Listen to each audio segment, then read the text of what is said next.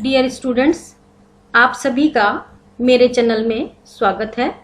मैं डॉक्टर अंजू ओझा आज आपको चिपको आंदोलन के अग्रदूत सुंदरलाल बहुगुणा के बारे में बताने जा रही हूँ।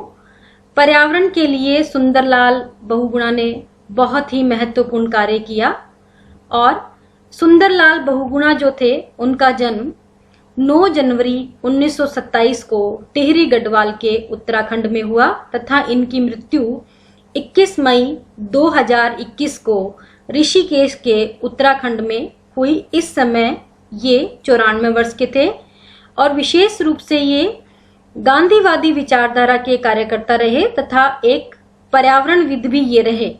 इनका जो चिपको आंदोलन था वो पर्यावरण के संदर्भ में अत्यंत ही महत्वपूर्ण आंदोलन रहा। चिपको आंदोलन के अग्रदूत सुंदरलाल बहुगुणा का कोविड-19 से निधन हो गया। सुंदरलाल बहुगुणा एक प्रसिद्ध पर्यावरणविद और संरक्षणवादी थे तथा इनको वृक्ष मित्र के नाम से भी जाना जाता था। वह भारत के शुरुआती पर्यावरणविदों में से एक थे। बाद में उन्होंने और चिपको आंदोलन से जुड़े अन्य लोगों ने बड़े बांधों के विरोध में भी पर्यावरणीय व्यापक मुद्दों को उठाना शुरू कर दिया था। इसके अलावा उन्होंने अपने जीवन में गांधीवादी सिद्धांतों को अपनाया और अपनी पत्नी विमला से इस शर्त के साथ विवाह किया कि वे ग्रामीण लोगों के बीच में रहेंगे और गांव में आश्रम स्थापित करेंगे। चिपको आंदोलन का विचार जो था उनकी पत्नी का था और उन्होंने हिमालय में जंगलों के संरक्षण के लिए लड़ाई लड़ी। पहली बार 1970 के दशक में ये चिपको आंदोलन के सदस्य के रूप में और बाद में 1980 के दशक से 2004 की शुरुआत तक टिहरी बांध विरोधी आंदोलन का नेतृत्व भी इन्होंने किया। इसके अलावा ये गांधी जी से प्रेरित हुए और हिमालय के जंगलों और पहाड़ियों से भी गुजरे तथा 4700 किलोमीटर से अधिक की पैदल दूरी इन्होंने तय की और हिमालय के नाजुक पारिस्थितिक तंत्र पर मेगा विकास परियोजनाओं द्वारा किए गए नुकसान और गांवों में सामाजिक जीवन के बाद के चरण को भी इन्होंने देखा।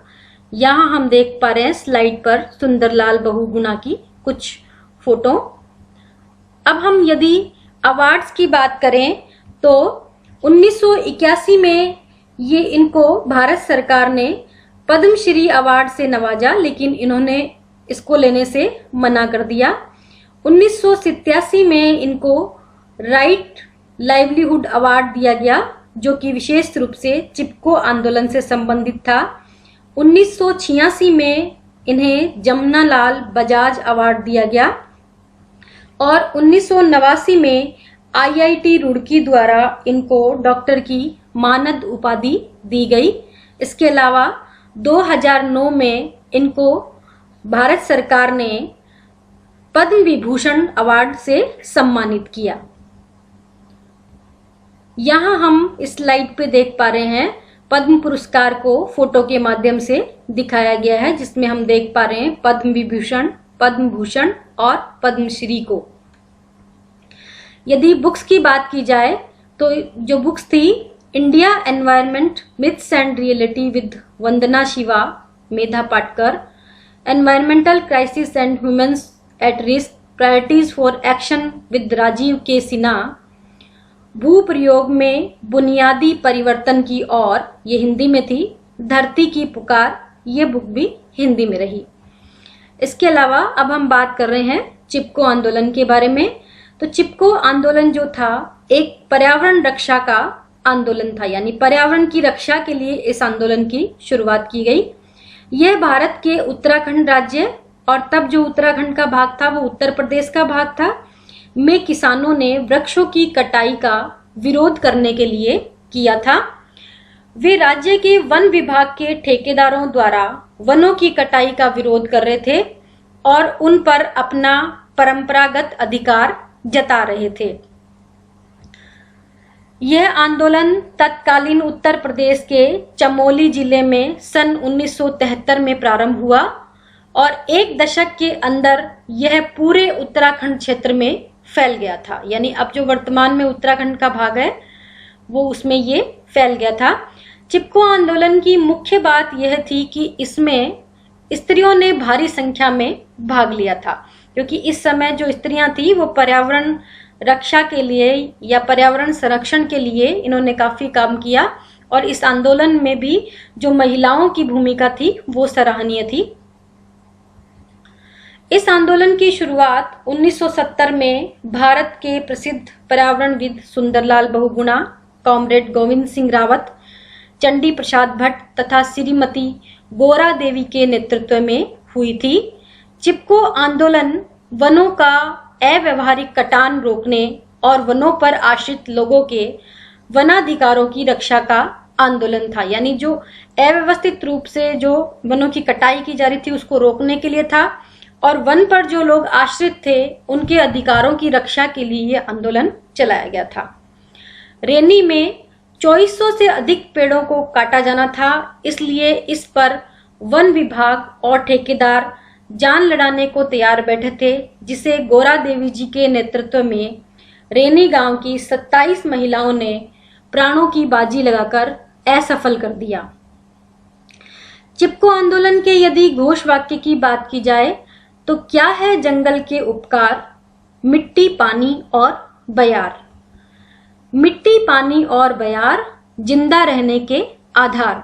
तो ये जो है वाक्य वो चिपको आंदोलन का घोष वाक्य है, और सन 1987 में इस आंदोलन को सम्यक जीविका पुरस्कार से सम्मानित किया गया था। यहां हम स्लाइड पे देख पा रहे हैं कि चिपको आंदोलन में किस तरह से महिलाएं पेड़ से चिपक गई थी और उन्होंने पेड़ों की रक्षा की थी। अब आंदोलन का जो प्रभाव पड़ा वो कुछ इस तरह से है। इस आंदोलन की मुख्य उपलब्धि ये रही कि इसमें केंद्रीय राजनीति के एजेंडे में पर्यावरण को एक सघन मुद्दा बना दिया। भारत में 1980 का वन संरक्षण अधिनियम और यहां तक कि केंद्र सरकार में पर्यावरण मंत्रालय का गठन भी चिपको की वजह से ही संभव हो पाया। और उत्तर प्रदेश में या वर्तमान उत्तराखंड में इस आंदोलन ने 1980 में तब तक एक बड़ी जीत हासिल कर ली, जब तत्कालीन प्रधानमंत्री इंदिरा गांधी ने प्रदेश के हिमालयी वनों में वृक्षों की कटाई पर 15 वर्षों के लिए रोक लगा दी। इसके अलावा इस आंदोलन के प्रभाव रहे। बाद के वर्षों में यह आंदोलन पूर्व में बिहार, पश्चिम में राजस्थान, उत्तर में हिमालय प्रदेश, दक्षिण में कर्नाटक और मध्य भारत में विंध्य तक फैल गया था। उत्तर प्रदेश में प्रतिबंध के अलावा यह आंदोलन पश्चिमी घाट और विंध्य पर्वतमाला में वृक्षों की कटाई को रोकने में भी सफल रहा। साथ ही यह लोगों की आवश्यकताओं और पर्यावरण के प्रति अधिक सचेत प्राकृतिक संसाधन नीति के लिए दबाव बनाने में भी सफल रहा। इसी के साथ ये विषय यहीं पर समाप्त होता है। अंत में आप सभी का धन्यवाद। मेरे चैनल को लाइक एवं सब्सक्राइब करना ना भूलें। पुनः सभी का एक बार धन्यवाद।